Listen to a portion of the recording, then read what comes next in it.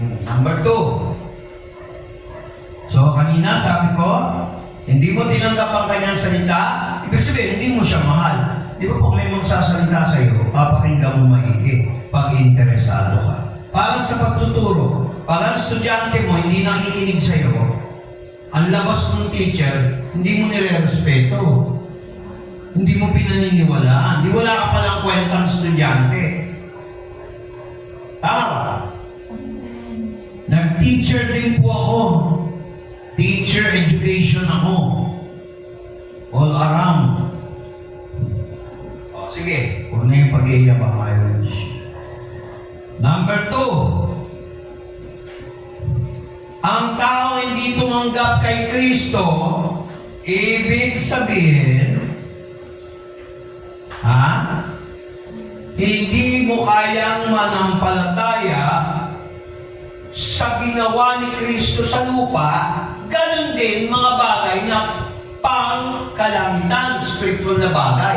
Kasi kung totoo kang born again, hindi ka burn again, paniniwalaan mo yung sinasabi ni Jesus Christ, yung nagawa niya sa lupa at yung tinuturo niya patungkol sa langit. Tingnan natin kung ganun tayo. Sige, basa naman ng anak sa Tagalog.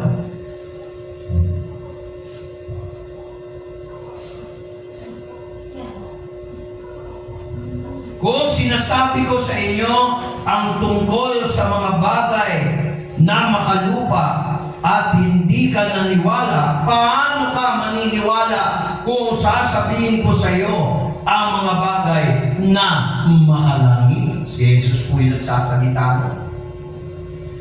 Yung dami mong ginagawa, nakita mo na nag-preach yung pastor mo, questionable ka, baka hindi ka ligtas. Nagpapagamit ka sa demonyo eh. Lagi na lang, tuwing linggo, ganyan ka. Layas, demonyo, in Jesus' name. Naintindihan niyo ba?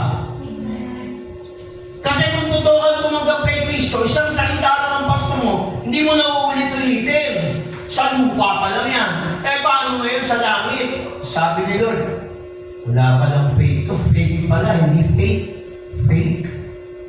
Hindi pala totoo. Hindi binibigyan ng halaga yung preaching of the word. Kung ano-ano tinitingnan, Facebook, TikTok. Wala namang kamuang-muang na may tutulong siya. Masaya ka lang, nasa mundo. Eh, paano kung sa langit dumating na siya dito sa alapaap, sasalubungin siya, kasama ka ba? Sabihin nyo, kasama ka ba? O, tingnan nyo, wala kasi ako. Sabihin, mayroon dito, hindi ligtas. Walang ligtas. Lahat ng kamunduhan mula sa kalibugan hanggang sa maging totoo ka sa Diyos, spiritual, physical, kailangan kaya mong i-control yan. Katakawan, lahat ng klaseng katakawan. Nagre-reklamo ka, gipit ka, lalapit ka sa Diyos, lagi kayong late. Hindi ako nagpaparinig, galit ako sa late. Kahit kung nagtuturo ko, kahit sa trabaho, lagi ako maaga. Kaya may karapatan ako, maaral. Makikipagkita ka sa hari ng mga hari, Panginoon ng mga Panginoon, hindi mo magawa. Kay pastor pa lang, hindi mo na magawa. Paano ba kaya kay Jesus? Hindi niyo ba alam nagmamasid ng Diyos? Maraming mapapahamak. Hirap ka na nga sa lupa, hirap ka pa sa lupa, hirap ka pa sa langit. Paano kaya? Kung sinasabi ko sa inyo ang tungkol, hindi ako nagsabi niya, si Jesus. Kung sinasabi ko sa inyo tungkol sa bagay na makalupa, hindi ka naniniwala, playing safe ka lang, oo, mahabagin ng Diyos, pero may katapusan din. Di ba may tao, pikon? Ang Diyos na napipikon, baka hindi ko alam. 40 taon ang Israel, parang tawag ng matatanda ng araw sa Pilipinas, na engkanto. Ay ikot-ikot, di makapunta na ang promised land. Hanggang namatay yung lahi nila. 40 years.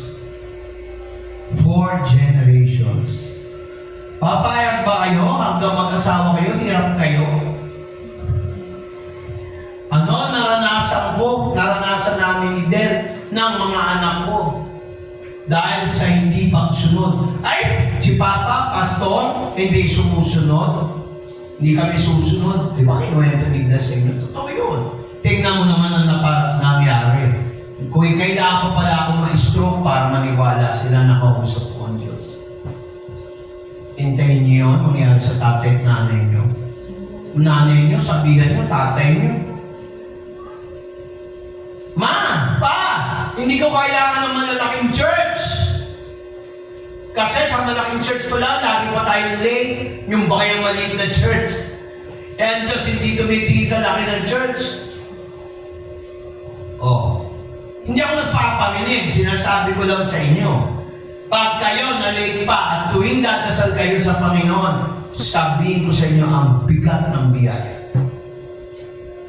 Gusto yung biyaya, hindi nyo naman mabigay yung pagsamba.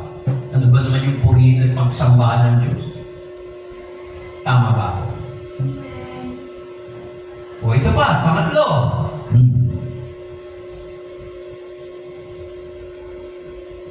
Alam niyo ba na nasa Biblia, malalaman mo kung ikaw'y totoong born again. Pag hindi mo tinanggap si Jesus Christ, alam mo ba na tinakoy ka na, hinatulang ka na, papuntang impyerno? Alam niyo ba ibig sabihin ng condemn? Halimbawa, ito building o edificio. Lalo na rin sa Quezon City, tsaka sa Manila. May mga building pag luma na, wala nang pakinabang, delikado na, accident prone na, hindi lang tao mamamatay, pati ayaw. Pinagigiba yung building. Alam niyo ba yan? Condemn. Ganon din ang tao. Adik ka. Ayaw mo magbago. Ayaw mo magbalat ng buto. Ayaw mo humingi ng tulong sa mga anak mo. O, paadik-adik ka. Kakalusin ka na. O. Nakikinig ba kayo? Ayan o. It means that unbeliever of you not receive Jesus Christ, you are judged to be condemned already unless you believe in faith. While still alive, you know now you are condemned. Kung hindi mo tinanggap si Jesus Christ bilang Panginoon at tagapagligtas, pwede mong bulayin si pastor, si pastora, pwede mong bulayin si nanay, si tatay, si classmate, si barkada, pero hindi mo mabobola si Jesus Christ. Hindi mo mabobola ang Diyos.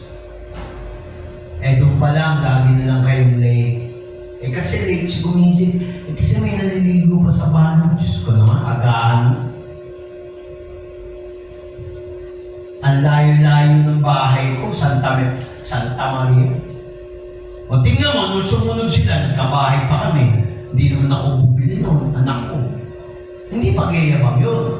Kasi, pag faithful ka kay Lord, kahit matagal niyang ibigay sa'yo, sigurado bibigay niya sa'yo. Eh, pag-umpisa pa lang, estudyante ka pala, wala ka pang ang trabaho, wala ka pang napapagmalaki sa Diyos, late ka lagi. Dadalhin niya hanggang mag-graduate ka, hanggang magtrabaho ka, lagi ka late. Pati, biyaya, laging late.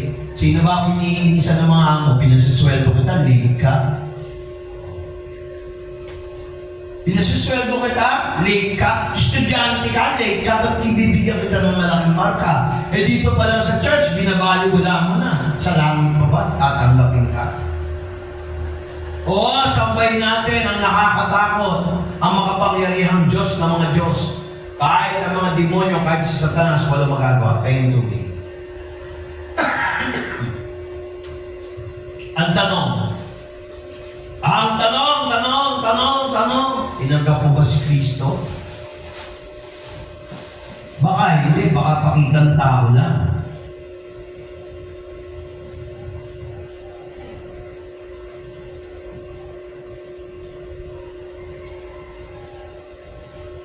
Ayan o. Tingnan nyo. John chapter 3 verse 18. Ang nananampalataya sa Kanya ay hindi mahatulan.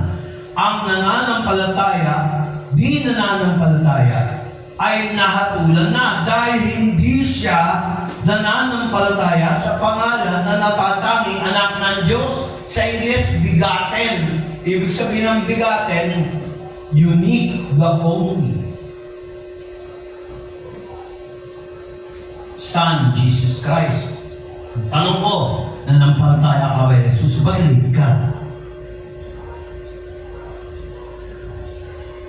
Ba't ang tigas ng ulo mo?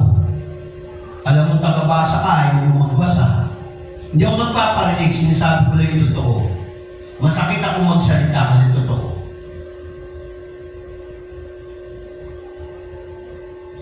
Kahit naman walang tagabasa, ako na lang eh. Sino tayo magmamalaki sa Diyos? Tapos, sasabihin mo, Lord, sama mo ko sa langit sa darating ng mga araw. Paano kayo sasama? Tapos, lagi tayong gipit. Bakit? Ginigipit mo sa pagpupuri, pagsamba. Doon lang sa pagdating, laging late. Paano ka pagpapalain ng Diyos? Akala nyo yung pastor nyo na insulto nyo? Ay, huwag na tayong matin kay pastor, laging galit. Bakit? Magmamalaki ka sa Diyos. Marami naman churches dyan, doon ako magsimba. Dito kayo magsimba. Wala nang sakit ng ulo sa akin. Pagmamalaki kasi, ayaw ng Diyos yun. Ang nagmamalaki, kung sa akin nga nagmamalaki pa kayo, doon pa kaya sa Diyos, yung salitang late, hindi nyo maalis. Ano kayo, mga manager? Dadating kayo dito, sasamba na lang kayo, ang tagal-tagal na natin sa church. Sige, tanongin niyo sarili niyo. Ayaw niyo mag-commit, di bahala kayo sa Diyos. Hindi naman ako ang kinalaban niyo, si Lord. Tandaan niyo, lahat ng pumalaban sa akin, tingnan mo may kinalagyan. Kasi hindi naman ako ang kaaway niyo eh. Si Lord. Lagi nila eh. Prating nila eh. Uy! Ano ba ang fraternity mo? Fraternity? Oo. Prating nila eh. Kaya lagi ako pinag-iinitan ng teacher kung binabato ko ng chok. Tingnan mo. Tama ba ka doon? Pinagmalaki pa. May fraternity ako. Fraternity ng mga late. Kaya yung biyaya, late din. Lahat ng tumanggi sa papuwi, pagsamba, pasasalamat. Ano nangyari? Walang pagpapala.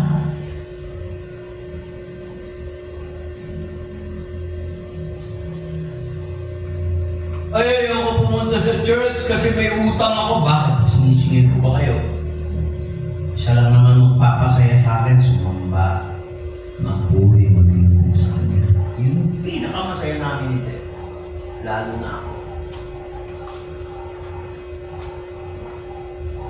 Gusto nga namin mag-midweek seat service dito eh. Kaya lang kulang pa kami ng ganito. Wednesday, gabi. Mga kapatid, hindi nyo alam ang nasa isip ko pati yung tulong ng mga member. Pangalawa yung, bakit pangalawa? Tanong nyo, ano to, kooperatiba? Kaya walang dinatayo yan para madala sila sa Panginoon, hindi para maging kooperatiba. Member, utang, may interest. Ayoko. Naranasan namin hindi nung walang-wala. Tingnan mo ako, kahit kulang na yung pera ko, na masahe kami dito, magkano na. Pero nagagawa ng paraan. Compared nung ayaw magsamba. Wala namang kayong trabaho, late pa rin. Paano ko kayo re-recommenda ng scholarship kay Dean Asisio? May kadikit ko yun. Tsaka si Alo, hindi sa kasamaan, sa kabutyan. Pastor to, mga kapatid. Pastor to. Paano ko kayo tutulungan? Kayo, ayaw niyo matulungan. Hindi nga kayo makalapit sa Diyos eh. Pag lumapit tayo sa mga taong tutulong sa atin, paano lalambot ang mga puso mo? Hindi parang paraon yun. Ay, hindi pwede. No. Hindi kayo aalis dito sa Egypt. Kulong kayo. Habang buhay kayo ng trabahador ko. Di ba ganun nangyari kala Moses? Hindi nila sinamba yung Diyos. Yung sinamba nila yung pero. Yung cucumber, yung spices, yung mga onion, garlic. Yan. Unahin mo ang Diyos, sabi sa Matthew 6:33. Basa! Tagal.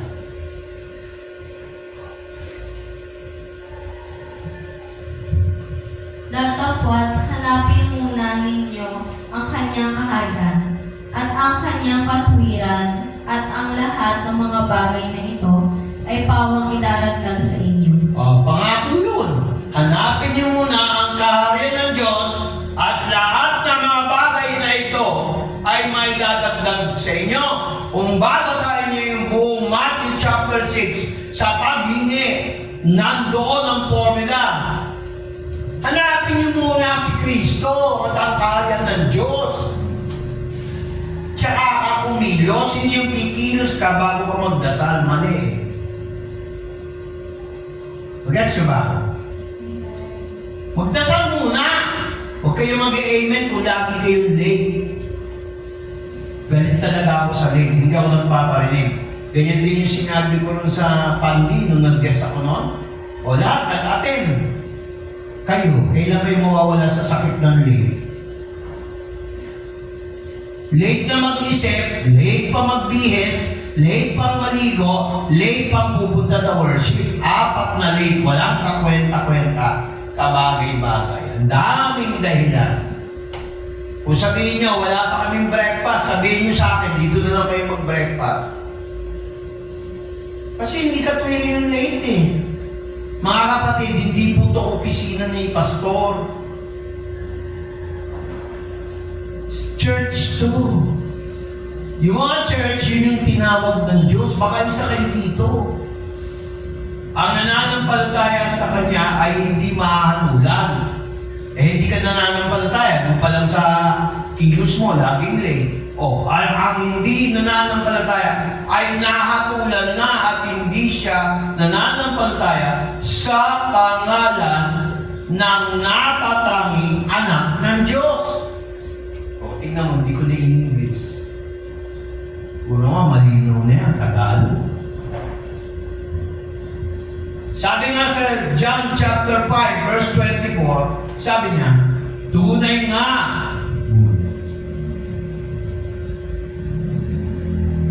Ang narinig ng aking salita at naniniwala sa Kanya na nagsugo sa akin ay mayroong buhay na walang hanggan.